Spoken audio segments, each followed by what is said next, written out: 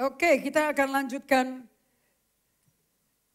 firman yang dibagikan sebelum Pastor Nomi datang. I'm so glad, I'm so refreshed. Saya sangat disegarkan dengan pengajaran Pastor Nomi. Saya yakin itu semua pengajaran non-stop dari Selasa sampai hari Minggu sore. It's a really information overload. Informasi yang sangat-sangat banyak sekali. Dan orang yang tidak cinta Tuhan hatinya, yang hanya minta datang ke Tuhan untuk minta-minta, of course it doesn't mean anything. Tapi kalau engkau sudah hidup di dalam panggilan Tuhan, kamu gak punya pilihan lain, panggilan Allah is your life, tentu apa yang dibagikan itu berbobot. Apa yang Pastor Nomi bagikan itu pelajaran yang dia hidupi for a good 70 years. Dari hidupnya dia. Dan semua kalian tahu semua, dengar pelajarannya. Dan kalian bisa dengar rekamannya. You know, I don't care how sibuk you are. Apa yang kau sibukkan sementara sifatnya. Apa yang dibagikan kekal sifatnya. Okay? So, today saya mau bagikan pada kalian dari lensa seorang rasul. That parenting is an art. Ternyata bahwa mengasuh adalah suatu seni. Itu bukan suatu didikan seperti sekolah dengan kepala sekolah yang galak, guru-guru yang galak, itu sama sekali nggak ada ayatnya. And for you to be able untuk bisa mengalami pemuritan, orang tuanya mesti mengalami pemuritan langsung dari Yesus secara pribadi. Dan pengalaman saya pribadi bahwa buku Emotionally Healthy Spirituality, Emotionally Healthy Relationship, semua buku ini 100% is about emotionally healthy leader. Anda gak akan terinspirasi melakukan ini kalau kamu gak pernah baca ini dicicil. Okay? Everybody is a leader here. Kalau menjadi istri, kamu kepala rumah tangga, you're the leader. Kalau Josh Meyer selalu bilang, if you think you're not a leader, I think you are blind. Setiap orang pasti diikutin orang. Nah, either kamu mau jalan sama-sama atau kamu mau memimpin orang. Nah, pemimpin akan mempengaruhi orang lain sampai orang lain itu akan niru kamu. Oke. So, ibu rumah tangga mimpin semua asisten-asisten rumah tangganya. Ibu rumah tangga kalau kalian punya pet, punya binatang peliharaan, of course kamu mesti pimpin binatang peliharaan kamu. Betul apa tidak? Bukankah bagus sekali kalau semua hewan di rumah tahu di mana buang air kecil, tahu di mana buang air besar, jamnya dia jalan-jalan, jamnya keliling-keliling. Karena anjing harus di-exercise, nggak bisa enggak. So kalau kalian pelajari kehidupan Jason Perkins sama Kristen, you know they have regular time. Bahkan waktu mereka itu juga termasuk waktu untuk menjalankan itu anjing. Bukankah mereka mesti mengatur jadwal? Right? Gak ada orang punya anjing terus mboknya suruh piara, kasihan sekali loh. Right? You want to mau piara anjing, it's your call, you buy, you spend time with them. Ada amin? Kalau enggak anjingnya kotor, enggak bisa dimasukin ke kamar tidur, enggak bisa tidur sama anjingnya. Apapun yang kau lihat di Instagram, enggak cocok sama kalian. Tapi kalau Apostle Indris 100% tidak suka hewan. I like people. Okay? So jangan mimpi kirim kucing ke saya, jangan mimpi kirim anjing ke saya. Aku akan kasih hadiah pada orang yang cinta anjing karena mereka bisa piara tuh anjing, saya nggak bisa piara. But I like human being. Okay? So parenting is an art. Kenapa? Sebab Allah kita di kitab Kejadian, kita buka sebentar kitab Kejadian, see how artistic our God is. Tidak ada pribadi seindah Allah kita. Di Kejadian 1, kalau kita melihat daripada Kejadian 1, this is the most beautiful book pernah dituangkan, perkataan seseorang pribadi dituangkan ke dalam buku namanya The Creation of the World, yaitu kitab Kejadian 1, pasal 1 sama pasal 2. I mean, in the beginning, pada mulanya. Allah menciptakan langit dan bumi. Kalau Anda lagi stres, dan Anda jalan-jalan keliling-keliling, mau keliling jalan tolnya Pak Jokowi yang baru, atau mau naik ke puncak, atau mau ke Bogor, ke Kebun Raya, Bukankah semua tanaman alam itu dan langit yang cerah menyenangkan kita? Saya kalau bangun kemarin di hotel di Bali, saya dapat kamar yang langsung lihatnya ke langit, nggak lihat ke kamar depan saya. Saya buka jendelanya and see the sun rising. Dan lihat matahari itu mengendap sebentar sinarnya. Beautiful, sampai saya rekam tuh, sampai saya video. It's so beautiful. Somehow beban yang begitu banyak, tanggung jawab yang belum kelar, hilang bebannya. Tapi keindahan itu membuat kita ingat Allah. So kalau kalian stres, depresi, jangan lihat ke orang yang menurut Anda you believe bikin kamu depresi. Jangan lihat ke kertas yang ada catatan-catatan atau email, lihat ke langit. Makanya tidak ada tempat kerja yang paling indah kalau tempat kerjanya ada jendela. Siapa yang setuju? Because they make you closer to God, bikin kamu lebih tinggi dari itu, lebih dekat pada Tuhan, right? So bumi belum berbentuk dan kosong. Gelap gulita menutupi samudra raya. Dan ada di tengah kekacauan itu. Dan ayat 1 dan ayat 2 terjadi karena Lucifer berontak. Dan roh Allah melayang-layang di atas permukaan air. So ngomong kiri-kannya, mau berantakan kayak apa hidupmu, Roh Kudus gak pernah ninggalin kamu. Amen. So saya gak mau dengar berita-berita buruk tentang aku gak kuat, Well, makanya Tuhan selalu kasih Roh Kudus. Roh Allah itu enggak pernah nganggur. Ingat ya, Roh Kudus mau menyatakan dirinya padamu. That's why Anda mesti terima Yesus supaya dia bisa tinggal di hatimu. Tetapi Roh Allah itu maha hadir. Do you understand this? Allah itu omnipresent. Allah itu maha hadir. Yet dia mau kenalan sama kamu pribadi. Dan bikin rumahnya di hati kita. Isn't it amazing?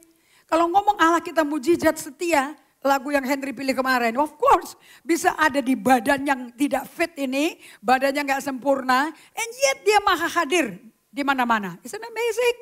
Nah, hanya merenungkan ini aja, bikin kamu sudah kewalahan, otak kita cuma segini, mau nandingin Allah bagaimana? Ada amin? And then Allah tinggal berfirman, jadilah terang. Lalu terang itu terjadi, ini nggak ada matahari, nggak ada bulan. Karena matahari bulan baru muncul di ayat yang ke-14. Berfirmanlah Allah, jadilah benda-benda penerang pada cakrawala untuk memisahkan siang dan malam. Dan biarlah benda-benda penerang itu menjadi tanda yang menunjukkan masa yang tetap dan hari-hari dan tahun-tahun. So saya mau tanya pada kalian semuanya, apakah Allah ada di dalam tahun? Tidak ada. Tahun di dalam Allah. Jangan salah baca kalian. Kalau ada Allah, ada tahun. Ada Allah, ada masa. Seasons kalau masa itu. Oke. Dan kemudian di ayat yang ke-11 berfirmanlah Allah, hendaklah tanah menumbuhkan tunas-tunas muda. Siapa yang suka lihat tanaman muda muncul? Warna hijaunya terang sekali. Saya paling suka tanaman muda. Oke, walaupun pelayanan setengah mati, buruk, panas, terik. Di Jawa Timur naik mobil ke tempat-tempat yang gak ada airport. Tapi kalau lihat sawah-sawah, dan kemudian ada mulai sawah yang bersemai, sepetak-petak kayak karpet. Nanti pada waktunya dicopot, dicabut, ditanam, dicocok di ladang sawahnya. Anda ngerti gak ini cara nanam sawah ini? It's beautiful. Oke, nanti lihat pada musim panen berat semua padinya turun pada daun padinya karena keberatan sama panen. Dan lihat semua petani-petani pada datang. Dan mulai menyabit, dan itu juga musim hujan. Kemudian dipukulin, kadang dipakai mesin, dipukulin, dan ditampah, sekamnya dibuang. It's so beautiful. Dan semua itu karena Allah. Gak ada ide manusia. Manusia gak bisa ketemu teknologi tanpa Allah memulai dulu ciptaan. Amen? So, kalau Anda melihat bagaimana Kejadian 1 itu tuh ngomong tentang scenery, pemandangan yang indah. Dari kebun, langit, bulan, bintang, understanding, hikmat. Tentu menciptakan manusia di dalam rahim seorang manusia bukan sesuatu yang dianggap sepele.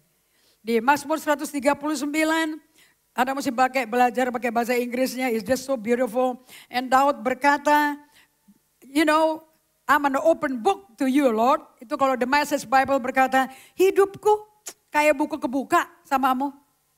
Sama kayak tadi lagu pujiannya. Hatiku ini telanjang di matamu. Kau tahu semua apa yang di hatiku. Kenapa kau sampai orang bisa ngomong seperti itu? Simple. Because kita nggak tahu hati kita kayak apa. Makanya di Mazmur 139, coba buka sebentar di ayat yang terakhir. Ayat yang ke-23 dan 24. Allah tahu semua. We are open book in the eyes of God. Makanya kalau Anda frustrasi sama dirimu, datang ke Tuhan yang tahu kamu hitam putih belakang depan belakang. Selidiki aku, ya Allah. Kenal hatiku. Jadi si pemazmur kenal gak siapa dia? Ada udah ketemu ayatnya? Paling enggak kamu buka Alkitab bagus loh. Enggak pakai gadget, enggak nunggu slide, tapi bawa buku and kamu mau buka. That's the way to study the Bible. Enggak ada belajar Alkitab pakai gadget tuh enggak ada. Jangan ikutin apostle, ini mimbar, ini khotbah. Anda mesti ikutin saya kalau saya di rumah. Saya kaget tadi pagi ternyata saya udah mandi jam 4:30.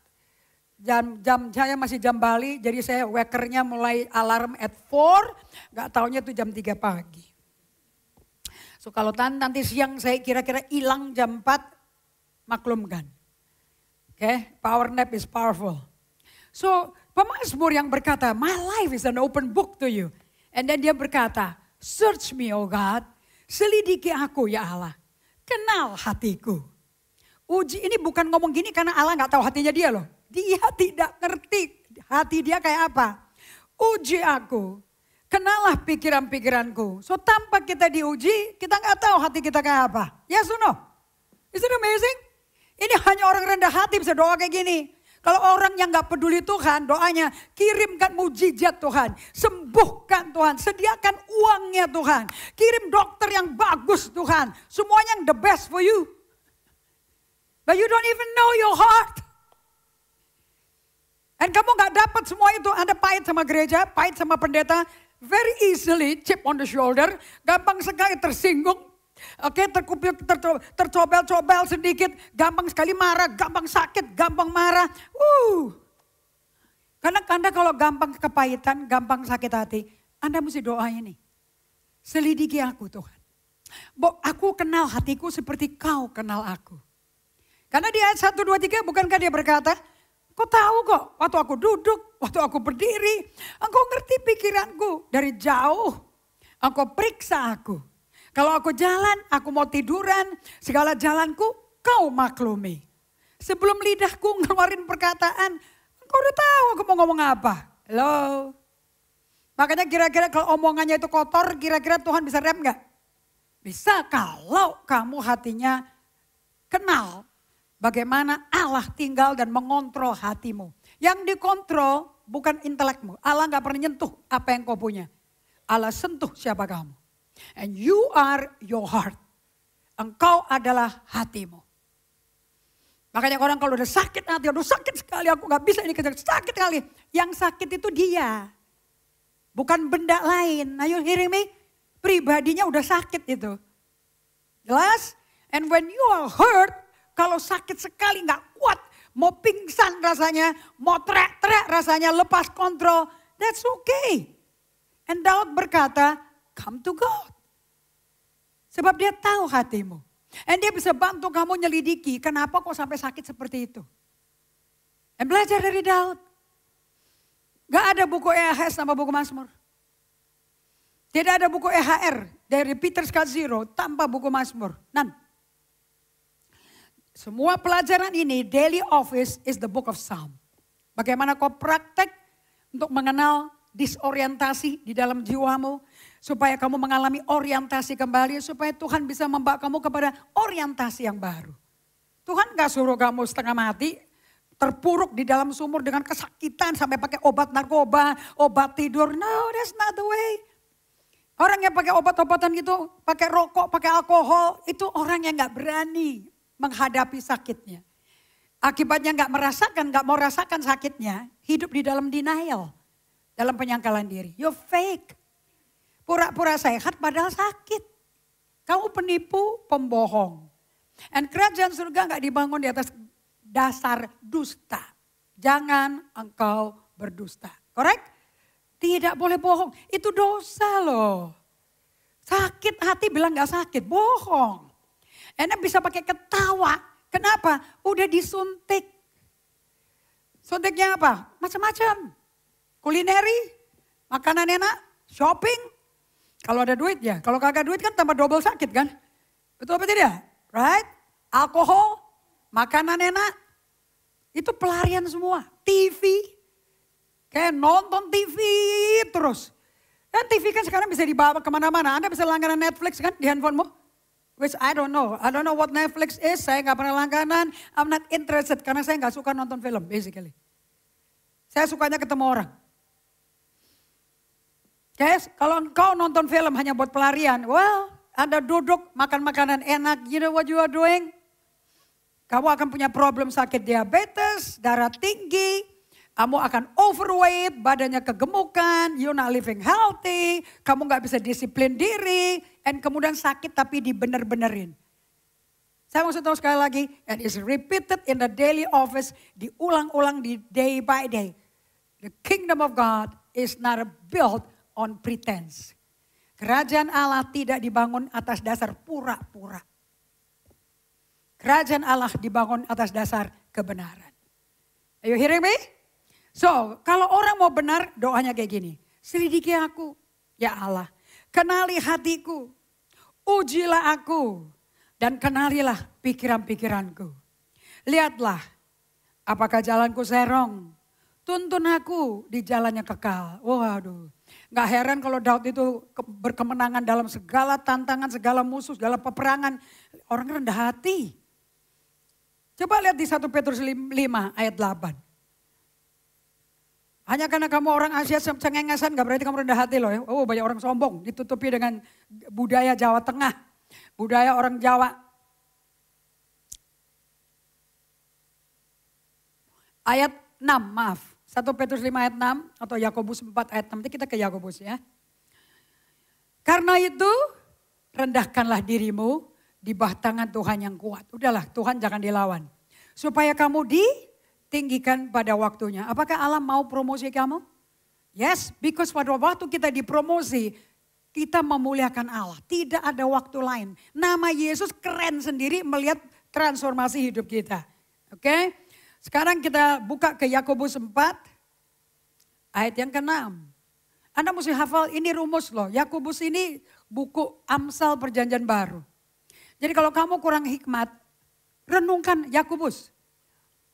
Yakobus itu 31 Amsal yang diringkas pakai bahasa Perjanjian Baru. Ya saya mesti sabar sama kalian semua. Memang kamu belum konsisten baca Alkitab. Kamu belum hidup dari firman Allah. Ini one thing yang saya mesti belajar. Minta Roh Kudus kuasai saya supaya saya gak marah. Karena orang yang tidak setia dan tidak mendasarkan firman-Nya atas dasar firman Allah, kamu akan jadi rumah yang gampang hancur. Hancur-hancuran hidupmu. Oke? Dan itu gak usah aneh, ada di Matius 7 kok. Barang siapa mendengar perkataan ini tidak melakukan seperti rumah yang dilanda oleh hujan, badai, dan angin yang kencang dan hancur semuanya. Pernah dengar ayat itu? Because parenting is life building. Oke, ayat 6. Katakan sama-sama. Saya gak gitu suka bahasa Indonesianya. I like the Message Bible, I like the Amplified Bible. Tetapi kasih karunia, katakan sama-sama. Ini kamu butuh ini bahan mentahnya kalian. 2, 3. Tetapi kasih karunia yang dianugerahkannya kepada kita. Stop. Apa arti kata dianugerahkan? What does it mean? Yang keras ngomongnya. Seperti kamu marah-marah sama saya, kamu bisa teriak-teriak, kamu ngomong yang keras. Apa artinya dianugerahkan? Apa? Kado. Right? It's a gift. Mesti bayar gak? Mesti puasa dulu? Mesti bayar perpuluhan dulu? None. Semua orang bisa mentaati firman karena tanpa hidup benar sudah mendapat kasih karunia. Apa itu kasih karunia? Kebaikan, pengampunan, kesabaran, kebesaran Tuhan yang kita gak layak terima. Oke? Satu hamba Tuhan, Mr. John dari Inggris, saya suka sekali. Dia kalau khotbah tuh kocaknya gak keruan. Dia ngomong kayak gini. Kamu mau tahu bedanya grace, kasih karunia, sama pengampunan? Kalau kamu nyetir mobil, dan kamu ngelabrak lalu lintas. Udah terang-terangan melabrak lampu merah. Terus kamu cekakakan, polisi datang, langsung ditilang. Terus dia bilang gini, tapi gak apa-apa bro, kali ini aku ampuni kamu. So tilangnya disobek. Now that's forgiveness, do you understand? Tapi kalau ada orang lain dari timnya polisi melihat CCTV, kamu dibebasin, kira-kira dua-duanya kena masalah gak? Masih dong, belum kelar. Tetapi kalau si polisi itu nilang, kemudian dia berkata, kamu melanggar hukum ini filmnya muncul langsung di CCTV, muncul di handphone saya. Do you notice that? Are you aware of this? Kamu tahu konsekuensinya apa? Kemudian dia berkata, tapi hari ini aku berikan kepada kamu belas kasihan. Kamu tidak ditilang dan saya tetap tilang mesti dibikin. Tapi saya yang bayar, saya yang lunasin, dan saya menghadap kantor polisi. Are you hearing me? Nah itu namanya grace. And grace kamu sudah terima tanpa kamu lahir baru. Lahir baru itu adalah manifestasi grace. Jadi kalau kalian berpikir kamu harus berbuat ini untuk dapat berkenan sama Tuhan. Aku nasar deh, aku lakukan ini deh. Grace adalah awal daripada keselamatan jiwamu. Efesus 2 ayat 8, kamu diselamatkan bukan karena perbuatan kamu, tapi karena kasih karunia oleh iman. Itu bukan perbuatanmu, ayat 9 katakan, supaya gak ada orang kepala gede. Kita nothing, we are nobody, we are a nothing good di dalam kita, tapi dilayakkan untuk diangkat menjadi anaknya. Nah itu grace, yes or no?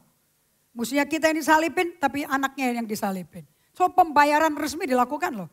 Sama kayak polisi itu, masuk ke kantor polisi, dia bilang aku yang tanggung. Tilang terjadi, tidak dihapus, tidak dirobek. Are you hearing me? Nah, tetapi kasih karunia yang dianugerahkannya kepada kita, Anda bisa gambarin polisi itu sama kalian? Lebih besar daripada itu. Karena itu ia katakan, Allah menentang orang yang congkak. Jadi orang yang congkak itu orang yang berkata, aku gak butuh kasih karuniamu. Aduh. Kira-kira Allah Bapa sakit hati gak? Yesus nangis gak? Aku lakukan buat kamu loh, kamu bilang kamu gak butuh. Tetapi mengasihani orang yang rendah hati. So karena sekarang kita buka ke Amplified Bible, tolong Hendra. I want Amplified Bible, kalau bisa klasik. Saya dapat new download nih. But he give us more and more grace. Ini bagus sekali nih. Oke. Tetapi Allah memberikan pada kita grace, kasih karunia lebih lagi. Bagaimana kita terimanya? Through the power of the Holy Spirit. Melalui kuasanya pribadi Roh Kudus. To defy sin. Untuk mengalahkan kuasa dosa and live an obedient life. Dan hidup dalam kehidupan ketaatan. Yang mencerminkan baik iman kita dan sikap bersyukur, terima kasih kita untuk keselamatan kita. So kalau Anda lahir baru dan diselamatkan, apakah kelihatan terrefleksi dalam iman kalian dan karakter Anda? Ya, ini perubahan karakter ini. Not pakai kekuatan kita, karena kita nggak ke sekolah perilaku. Ini karena diberi cuma-cuma more and more. Oke, lanjut. Therefore it says, God is opposed to the proud and haughty. Allah menentang mutlak keangkuhan dan tinggi hati. But continually gives the gift of grace to the humble. Siapa yang humble? Who turn away from self-righteousness. Aku udah bener, gue udah baik. Dan selalu membandingkan sama orang lain. Gue nggak sejahat dia. Saya nggak pernah mengkhianati orang kayak dia. Dia leader, dia pengkhianat. Aku nggak seperti itu. Nah itu orang self-righteous. Kalau orang rendah hati berkata, Lord selidiki hatiku. Bahkan doamu, buka ke Mazmur 19. You know, this is my prayer scripture. Kalau kamu lagi dituntun kayak gini, kamu tahu, ini doanya apostle. Seorang hamba Tuhan gak bisa lancar kayak gini kalau dia gak praktekkan. Lihat di ayat yang 13, Mazmur 19:13. Ini orang rendah hati kayak gini nih. Hati-hati loh, kamu doanya kayak orang Farisi di Lukas 11 loh. Aku gak seperti dia. Aku berpuluhan. Aku tidak seperti, selalu doa kok yang diingat orang lain dan dibanding-bandingin gitu loh. Padahal doa itu about you and God. Seperti anak kecil di depan orang tua, paling manja. Ayo katakan sama-sama, dari hati ya, yang dilihat Tuhan tuh hatinya yang di-issue, bukan kata-katanya. Anda gak bisa jiplak perkataan yang keluar dari hati yang tulus. So let's talk from your true heart. Sebagai manusia terbatas. 2, 3. Siapa yang dapat mengetahui kesesatan? Bebaskan aku dari apa yang tidak ku sadari. Ini orang rendah hati apa enggak? Halo? Ini orang rendah hati apa tidak? Ini orang asumsi sudah benar terus, apa dia tahu dia masih buat kesalahan? Bukankah Daud berkata dan Allah sendiri declare, Allah telah menemukan orang yang hatinya berkenan pada Allah. Bukan this is a man after God's own heart. Itu gila. Ini orang di Allah sendiri ngecap. Ini orang hatinya berkenan pada aku. Tetapi look at what he said. Aku gak sadari loh kalau aku dosa loh Tuhan. Seringkali aku gak sadar aku sesat loh.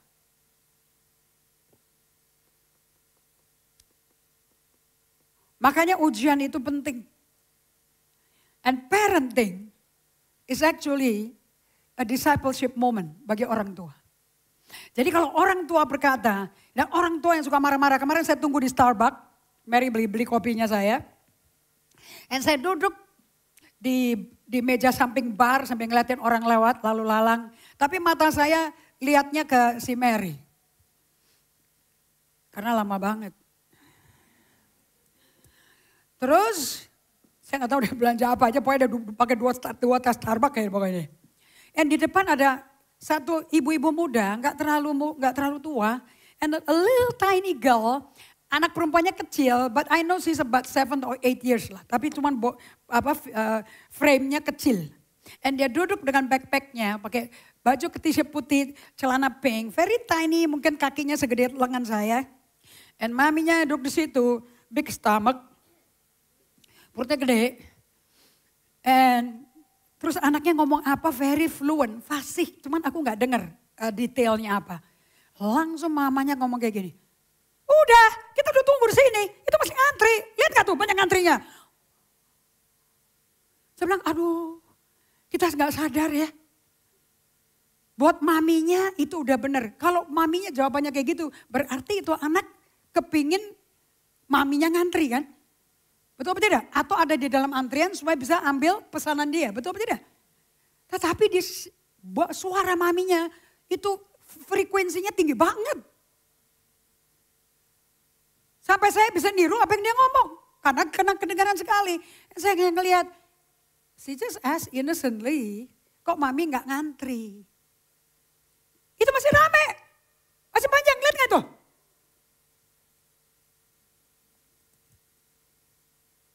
Parenting, you know di kitab Kejadian, yang kita pelajari adalah Allah menciptakan pernikahan, yes?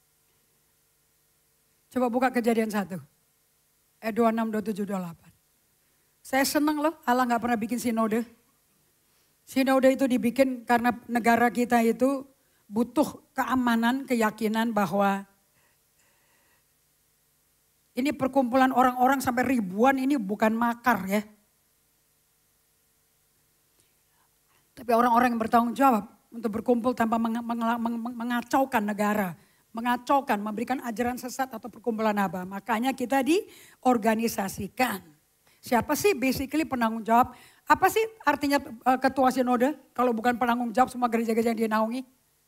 Ada problem sama gembala-gembalanya, ada problem sama doktrin yang diajarkan, yang dipanggil kan ketua sinode. Gak mungkin kembali dipanggil. Ketua sinodenya manggil gembalanya yang ngajar doktrin ngawur. Tetapi yang diminta bertanggung jawab sama pemerintah Republik Indonesia siapa? Ketua sinode dong. Dan Allah tidak membuat sinode. Berarti kekristenan sejati bukan mengenai kumpul-kumpul pakai band bagus kan? Betul apa tidak?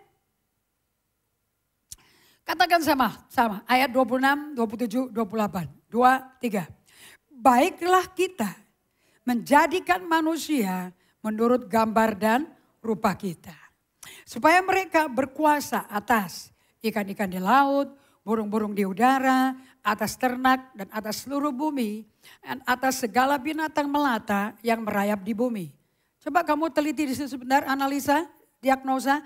Adakah kita dikasih kuasa untuk berkuasa atas sesama kita?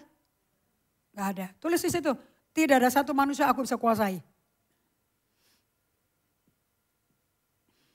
Makanya kalau istri, kalau suami yang self-righteous dan egomaniak, tunduk kau istri pada suami. Ada tertulis. Wah, ada syaratnya untuk aku tunduk. Kalau engkau mengasihi aku seperti Yesus mengasihi gerejanya. Itu tidak berdiri sendiri hukum itu. Karena di Kejadian 1 ayat 26 manusia nggak dikasih kuasa untuk menguasai manusia lain. Ada amin. Ayat 27 katakan sama-sama. Maka Allah menciptakan manusia menurut gambarnya, replikanya, desainnya, pribadinya. Menurut gambar Allah. Diciptakannya dia, laki-laki dan perempuan, diciptakannya mereka. Ayat 28 katakan sama-sama yang keras, 2, 3. Dan Allah memberkati mereka. Lingkari kata memberkati.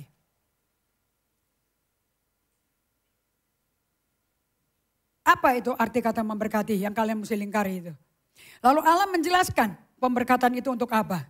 Katakan kalimat berikutnya, 2, 3. Lalu Allah berfirman kepada mereka, laki-laki dan perempuan. Beranak cuculah. Kalau bahasa Inggrisnya multiply. Kalau bahasa Indonesianya detail. Beranak cuculah. Dan bertambah banyak. Jadi Allah percaya keturunan akan membawa kebahagiaan. Yes. Betul atau tidak? Right? Bertambah banyak akan memenuhi panggilan dia. Yes. Oke. Penuhilah bumi, taklukkan itu. Itu kepada siapa? Anak cucu kita? Yes? Kuasanya dikasih ke anak cucu kita? Kepada keturunan anak cucu kita? Right? So berarti seluruh kuasa tidak pernah berhenti dari manusia dong. Saya mau tanya, orang tua, kamu mendidik anakmu jadi traumatis atau menjadi orang yang penuh kuasa atas ciptaan Allah? Di sini udah kelihatan parenting. Kalau desain ini gak dikasih ke anak, kamu akan melahirkan generasi yang lebih parah daripada kamu. Ini desain blueprint. This is blueprint.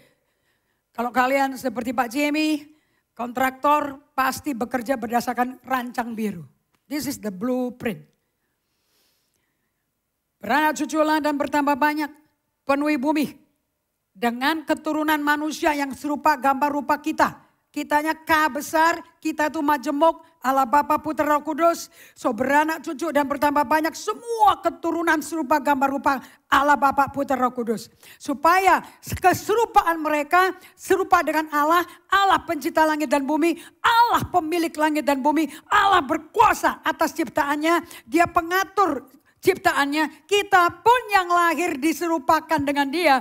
Sebagai keturunan Adam, pasti bisa serupa dengan dia, memenuhi bumi, taklukkan, berkuasa atas ikan-ikan di laut, burung di udara, dan atas segala binatang yang merayap di bumi. Kamu tulis di sampingnya, anak cucu pun serupa gambar rupa Allah. Fungsinya, peranannya sama, mengelola planet bumi. Yes? Betul apa tidak? Sekarang kalian fokus kepada yang namanya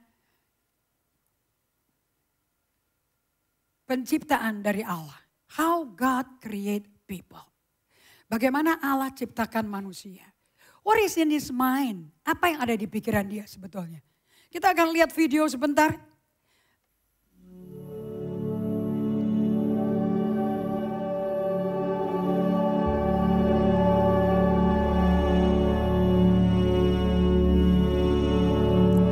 Lihat Allah melihat segumpal tanah merah dan dia kelilingin dan dia mau bikin Adam, manusia pertama.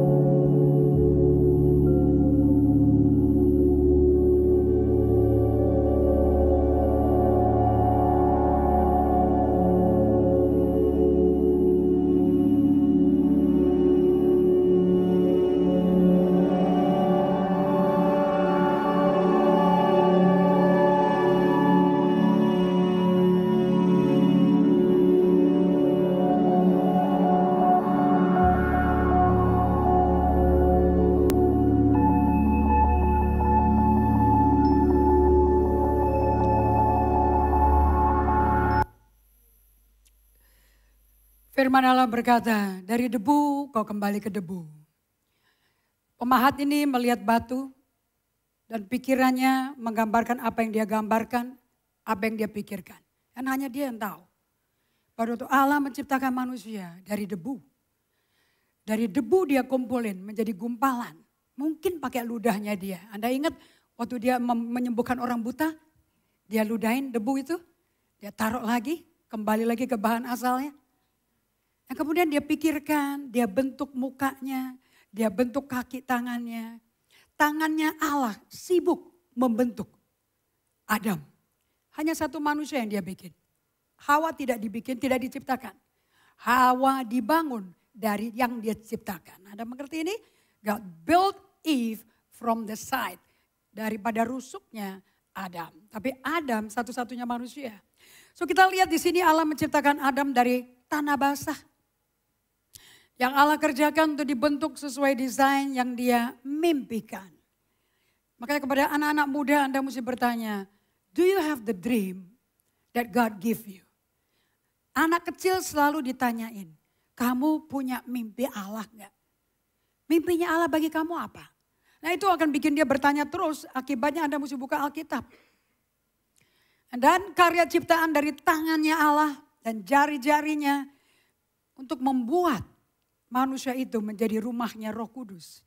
Yang mencerminkan gambar dan rupanya. Yang membuat manusia dari debu yang basah itu menjadi serupa gambar rupa Allah. Itu nafas Allah. Yes. Kejadian 2 ayat 7. Dan menjadi makhluk hidup. Yang serupa gambar rupa Allah. Tidak ada cacat sama sekali. Tapi karena dosa, parenting become a messy art. Parenting menjadi suatu pergumulan yang berat dan menjadi suatu seni yang kotor, yang berantakan. Yang artisnya mesti betul-betul jarinya terlibat, kaki tangannya terlibat. Seluruh tubuhnya akan kotor semua karena dosa. Sehingga pemulihan kembali, pendidikan, ngasuh untuk sesuai firman become a difficult thing. Saya menganjurkan kalian, next slide please. Berarti dengan Anda berdiri, mengatur bentuk yang sudah tidak serupa gambar rupa Allah. Karena semua orang lahir dalam dosa, hilang kemuliaan Allahnya. Anda akan berdiri berjam-jam dengan tangan kaki kram. Membentuk kembali tanah liat yang basah itu. Dan di mana tanah liat yang basah itu masuk ke kuku-kuku kalian. Catnya di baju Anda, debu-debu ada di mata, di bulu mata, di hidung. Lutut kaki capek, kaku, pegel. Siapa yang capek ngurusin anak? Hanya penipu yang gak angkat tangan. Oke? Dan semua para orang tua dengan hati yang remuk.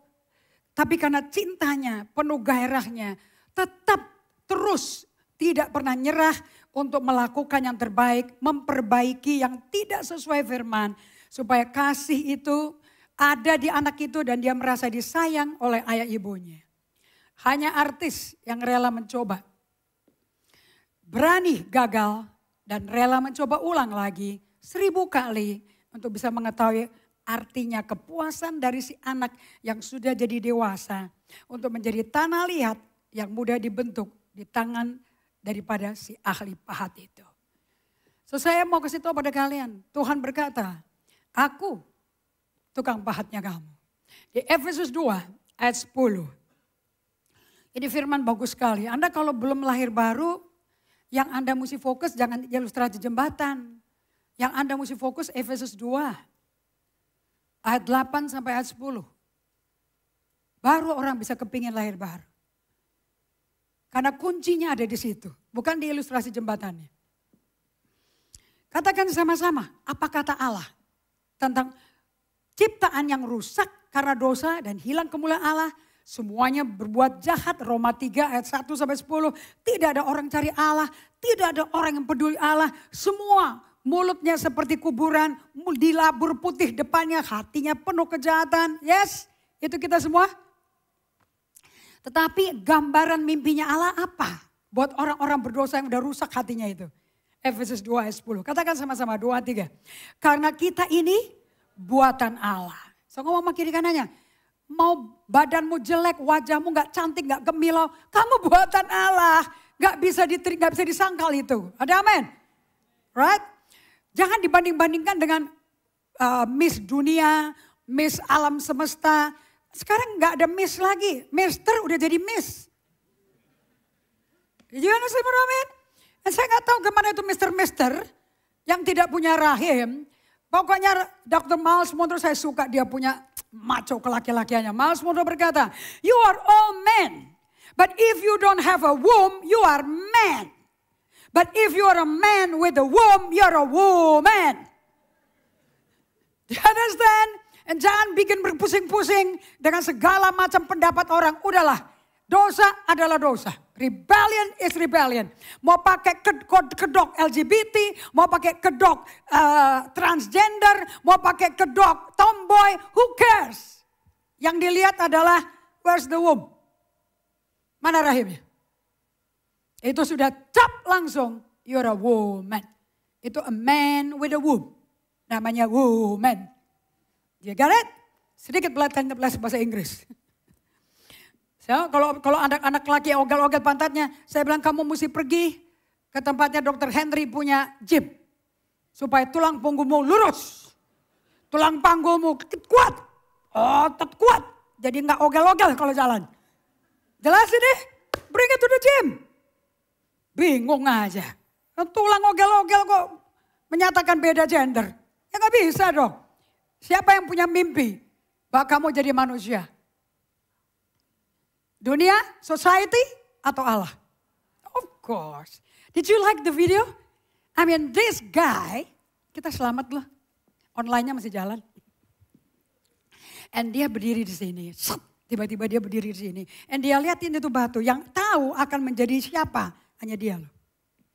Sama Allah berjalan di hari yang tenang, hari yang sejuk. And dia lihat tanah yang basah. Diambil, diungguk, dia uleni, dibikin liat. Kemudian kemudian dia mundur. Serupa gambar rupaku. Yang mana mesti dibentuknya? Anda lihat alat pahatnya bentuknya 5 jari? So kita semua ini manusia, mau latar belakangnya agama apapun yang orang tua mau bikin, orang tua mau pilih, dengerin baik-baik. Sidik jari Allah ada di kita semua. Ada amin? Kita ulangi lagi, Efesus 2:10. Karena kita ini buatan Allah. Diciptakan dalam Kristus Yesus untuk melakukan pekerjaan baik. Jadi lewatin lampu merah itu pekerjaan baik atau jahat? Habis lewat ketawa, hahaha, nggak ada polisi kok, hahaha. Itu orang sakit jiwa apa orang sehat itu? Hah? Anda pernah lihat nggak dirimu? Kalau melanggar lalu lintas ketawa sendiri. Kalau dosa ketawa, kalau nggak dosa, haleluya. Rasanya udah kayak imam besar, you know. Nanti ya, tolong teman-teman, kalau pergi kemana-mana ternyata ada pelanggaran. Terus nanti kalau pas, tuh kan kamu tuh, aku bilang apa? Semua juga gitu. So berarti kita belum menjadi seperti tujuan Allah membuat kita for the good workmanship. Betul apa tidak? Right? Lanjutkan. Yang dipersiapkan Allah sebelumnya. So saya mau tanya, sebelum dunia, sebelum ini artinya sebelum dunia dijadikan. Yang ada di pikiran Allah adalah karyanya dia. Yang diciptakan hanya untuk bisa berbuat baik, melakukan pekerjaan baik. Jauh sebelum ada matahari, bulan, sebelum ada galaktika, Bima Sakti, belum ada. Bintang belum ada. Yang ada sesosok pribadi. Serupa gambar rupanya mereka, Allah Bapa Putra Roh Kudus. Yang hanya bisa berbuat baik. Dan itu sudah dipersiapkan sebelumnya. Lanjutkan, pikirkan itu. That's you, that's me. Ia mau supaya kita hidup di dalamnya. So Anda bisa pilih, mau hidup di luar itu bisa, mau hidup di dalamnya pasti bahagia. Enak, let's read the Passion Translation Bible. Okay? Brian Simon dia mengulas kembali, dia seorang nabi, suami istri ini. And so dia tulis firmannya, Alkitabnya di rewrite dari hati nabi, hati orang yang intim. Nabi itu lambangnya apa? Kamar tidur. Right? Keintiman dengan Allah. We have become his poetry. a recreated people. Ini akurat yang ini. Kalau bahasa Indonesia kita kurang jelas. Kita telah menjadi karya puisinya. Orang-orang yang diulang penciptaannya. That will fulfill the destiny He has given each of us. Yang akan menggenapi destinasi tujuan akhir yang Allah udah kasih ke kita kok. Gak ada orang tanpa destiny.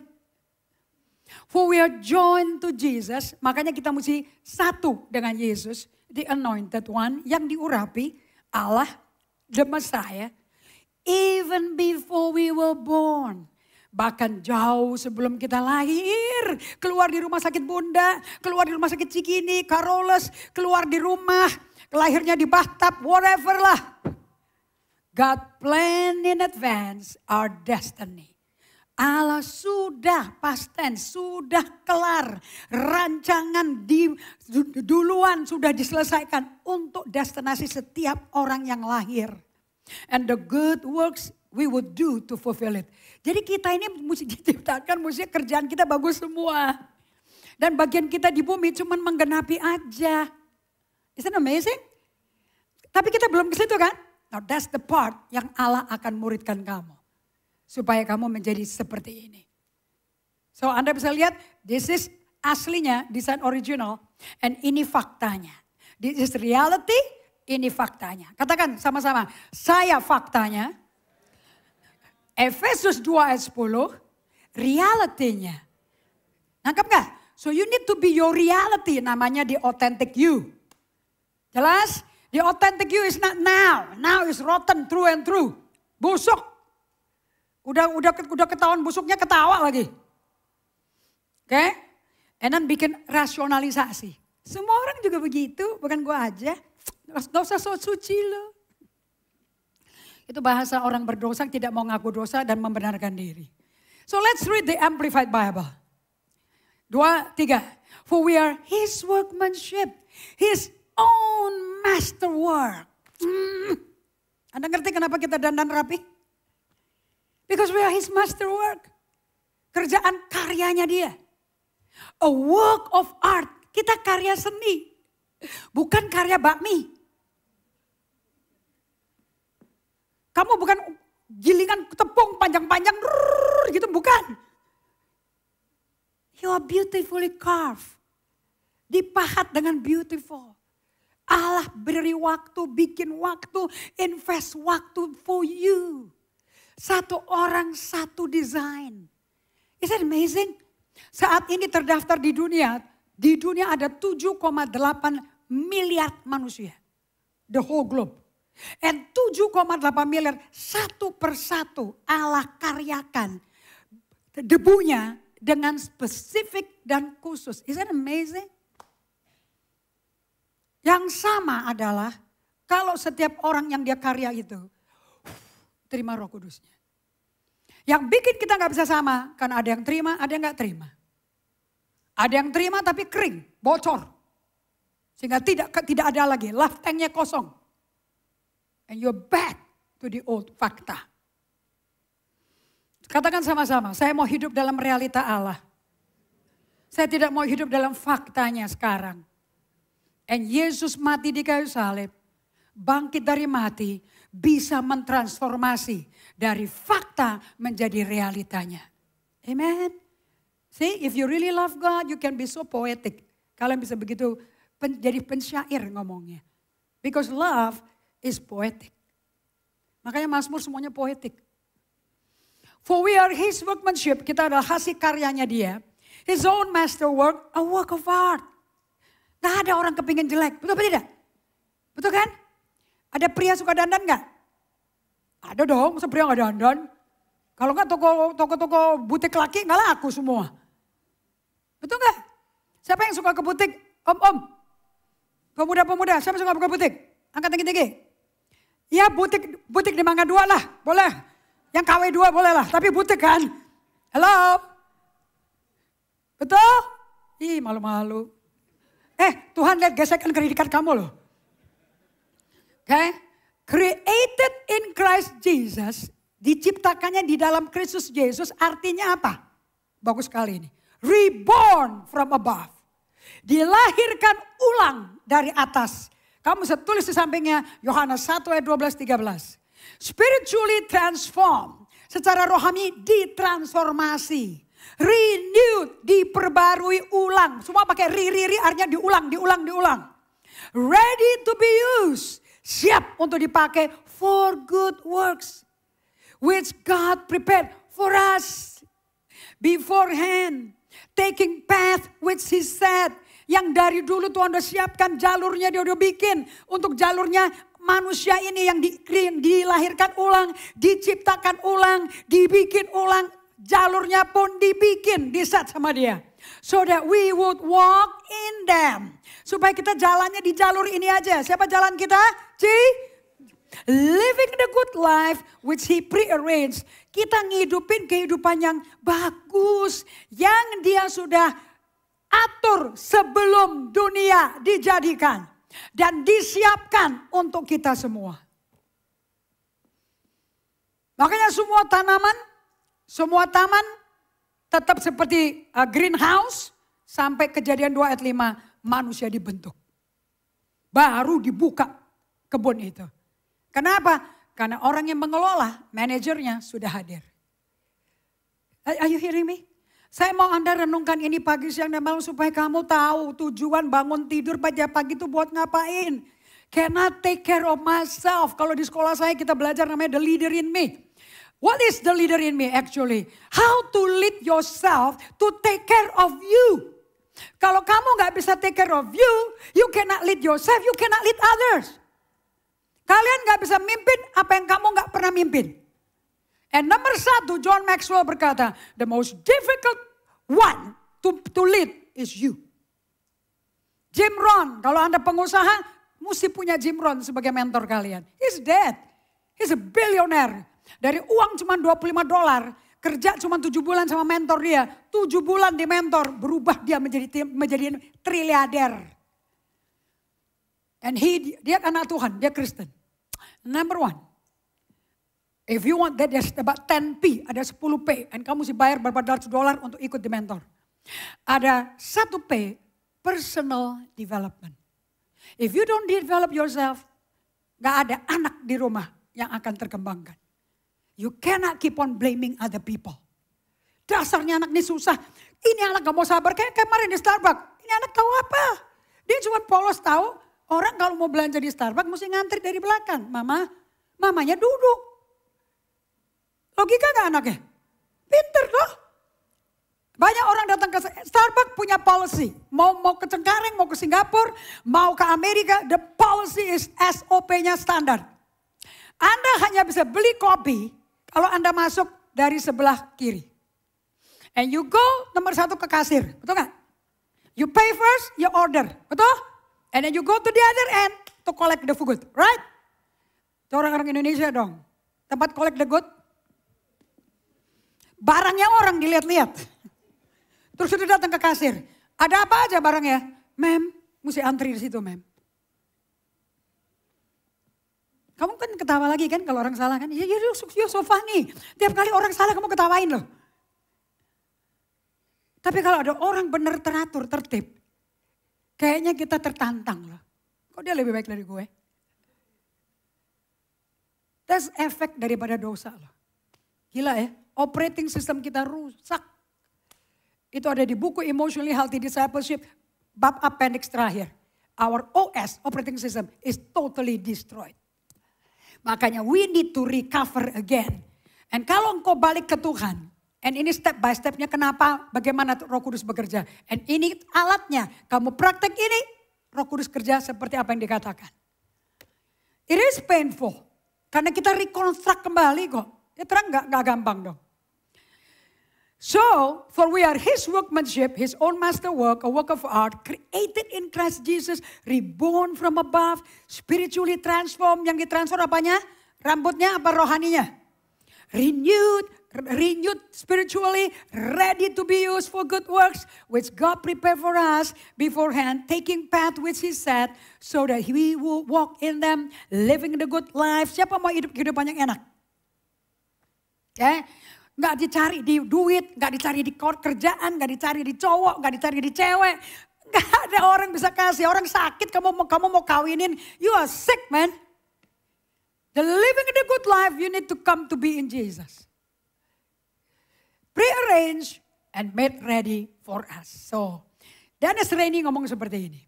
Since God created marriage and family. Karena Allah yang menciptakan perkawinan dan keluarga. What is His counsel and instruction for raising children to become what He has in mind for them? Saya percaya waktu Allah memahat Adam. Dia punya gambaran loh, ini orang mesti ngapain. Bukankah dikatakan di Kejadian 1 ayat 26? Right? So pikirannya udah komplit, gambarannya udah jelas. But when it feels impossible, is when God loves to show up and transform. Jadi orang tua, pada waktu kau mengasuh anak-anakmu sendiri, kalau sampai kamu udah mau teriak, kamu udah gak sabar nih anak gak mau ngerti-ngerti, gak mau dengar-dengar, itu sebetulnya, and I like this. Saya ngobrol sama Peter Scasiro di Zoom, and di kelas terakhirnya kita. And he said one thing that really speak to my heart. Kalau sampai orang gak bisa ingat bahwa apapun yang kau alami melalui EHS, EHR, is for the purpose of mission. All skill is for the purpose of mission. It's not for you to enjoy, just to be bogged down in di situ. And dia bilang, di area pada waktu orang mentok, that's the area perlu dimuridkan. So pada waktu anak-anak Anda gak mau dengar Anda, sebetulnya dengerin baik-baik. Si anak itu gak punya pengetahuan apa-apa loh di otaknya loh. Itu spons putih loh. Gak ada anak lahir sudah pakai summa cum laude. Betul apa tidak? Kosong kan otaknya. Tapi kalau orang tua frustrasi berarti itu daerah yang kamu belum ngerti. And that's the area you need to pray and you need to learn. Jadi pola asuh orang tua kepada anak sebetulnya adalah cara Tuhan mengasuh kamu dulu. So pemuritan tidak dimulai di carousel. Pemuritan dimulai di rumah. When you don't know how to handle your child. That's the part kamu datang ke Tuhan. And said, Lord, ajarin aku apa yang aku belum tahu. Bagaimana megang anak ini. Karena waktu aku digedein orang tuaku, aku juga gak ada mengalami ini. Dan aku gak mau memberikan yang salah. But you created them. You make them into your image. Tapi sekarang faktanya udah gak seperti image-mu. Now how do I fit in ke bagian yang gak sesuai dengan engkau? Karena yang sesuai dengan Tuhan indah adanya. It's beautiful life. Betul apa tidak? Betul? Efesus 2 ayat 8 tadi. Di Amplified ayat 10. Right? So that's the area yang orang tua mesti tahu. Nah saya mau mainkan video yang to me it really is so touchy. Ini mengenai first mommy and first baby. Mami pertama kali dan bayi pertama kali. Let's watch it. My first time mama, your first time baby. We learning together. You can tell me when I'm doing something wrong. Cry. It don't matter. I'm not going to be offended. If I ain't doing it right, let me know I ain't doing it right. But forgive me if I do it wrong. Because again, I'm learning you, you learning me. You're learning how to be a baby, I'm learning how to be a mom. But we're going to be all right. We got this. All right? Okay. Is that good? Aduh, saya sampai nangis ini nonton ini. This mama is so honest. Biasanya kalau orang punya babynya dipamerin kayak parade fashion show. Lihat anak gue. Look at this mama. Udah pakai daster, lampunya untel-untel. Anaknya ngempeng. Anda lihat gak yang terakhir anaknya bobo?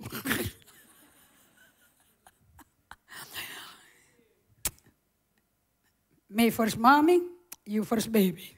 Ini pengalaman lu pertama kali jadi bayi kan baru ini kan. Gue juga jadi mami juga baru kali ini loh. Kalau aku handle lu salah, kamu tersinggung, kamu marah, kamu menangis-nangis. Aku gak akan tersinggung karena aku juga lagi belajar. Isn't it cute?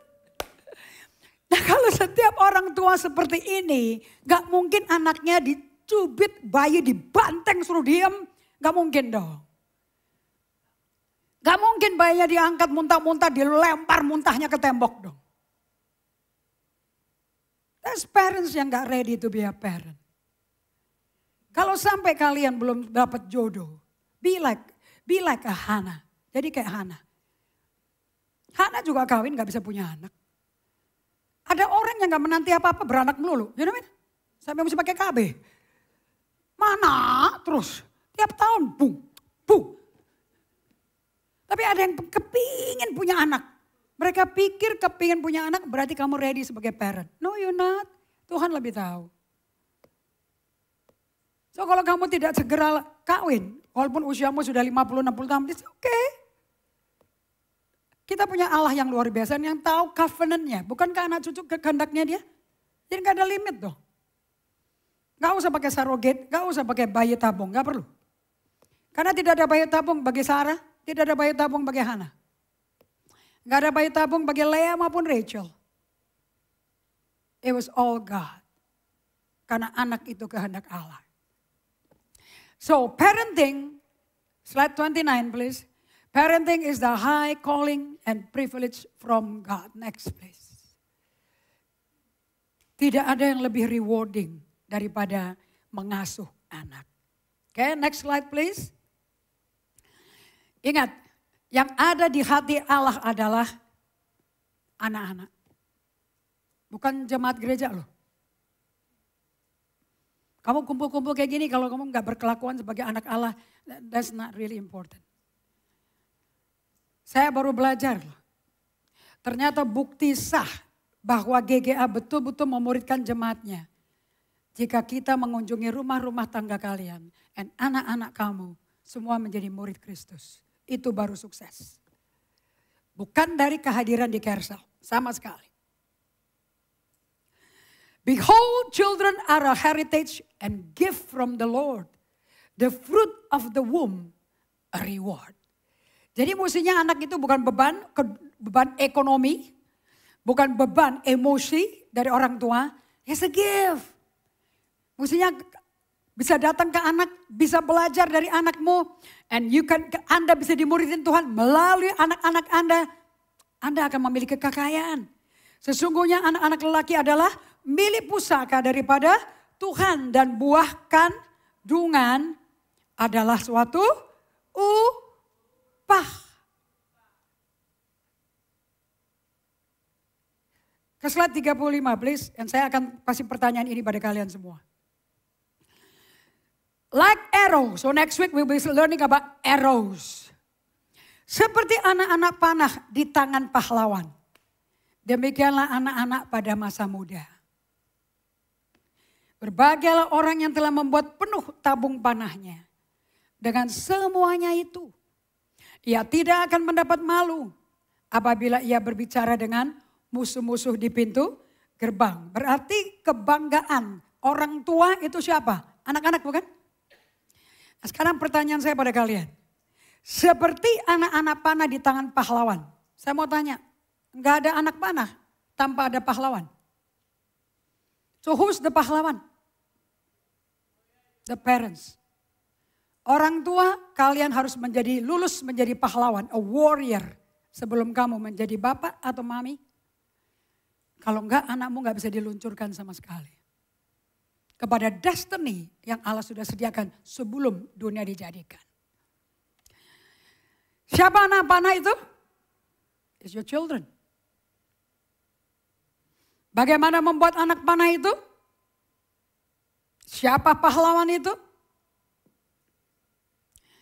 Disiplin training seperti apa bagi seseorang ayah dan ibu untuk dapat menyandang gelar pahlawan? What kind of training parents kamu butuh? Supaya kamu bisa dipanggil sama anakmu, you are my warrior. You are my hero. Seorang tua, kalian dimuridkan. Bukan di hari Minggu, bukan di Kemsel. In your own home. Bukti kalian mengembangkan murid Kristus dalam gereja Anda. Dapat melihat buktinya dengan mengunjungi keluarga-keluarga di rumahnya. Bukan di gedung auditorium yang padat pada hari Minggu. Pemuridan adanya di rumah. Anda bawa anakmu ke sekolah minggu, bawa anakmu ke Kersel, Anda bawa proyeksikan apa yang anak itu terima di rumah. Dan we know di mana kita masuk, bahan apa yang perlu didengarin, bagaimana orang tuanya perlu dimuridkan oleh Tuhan, dan pemuridan hanya oleh Tuhan. Thank God, gembalanya single wanita tidak menikah, I'm so happy. Supaya betul-betul tidak menghalangi. Laki perempuan menikah nggak menikah bisa jadi gembala. No issue, is a calling. Itu panggilan, itu urapan. Sebab yang memuridkan adalah Allah sendiri. Any parents yang tidak berdoa dan tidak punya hati yang lembut. Dennis Rainey ngomong kayak gini. What a beautiful thing. Betapa indahnya kalau anak-anak melihat parents dengan hati yang tender, yang soft. Setiap kali menghadapi saya yang nakal, yang brutal, gak bisa diapa-apain, gak mau berubah. And dua-duanya pegangan tangan and doa dan nangis di hadapan Tuhan. It melts the heart of the children. Itu akan melembutkan hati anaknya. Anak mesti melihat di tengah problem orang tua cari Tuhan. Bukan sekolah minggu yang ngajarin. Because it's a lifestyle. Kita semua belajar ya. This is Bible-based pola asuh perawatan anak. Slide 32 please. You should know what you believe. Pegangan kita cuma buku ini. That's all. Minggu depan kita belajar 6 manfaat belajar the art of parenting. Dan kita belajar the arrow. Bagian-bagiannya panah. Depannya, ujungnya, busurnya. Semua dibahas satu persatu. And I want you to understand. Panggilan kalian sebagai orang. Suami istri, orang tua. You have a high calling of God. Bukan jadi pendeta, bukan jadi pengkhotbah. But a high calling of God. Menjadi hero, the warrior daripada anak-anak kalian. Is that amazing? Bukankah ini suatu yang kehormatan luar biasa? Berarti betul-betul anak menjadi upah ya. Anda ready to invest the best of the best. Time, attention, energy kepada anak yang Tuhan berikan. Kalau anaknya cuma satu, come on man. Cepat, GGA butuh mentor dari Art of Parenting di GGA. Amen? Oke, tunjukkan kepala.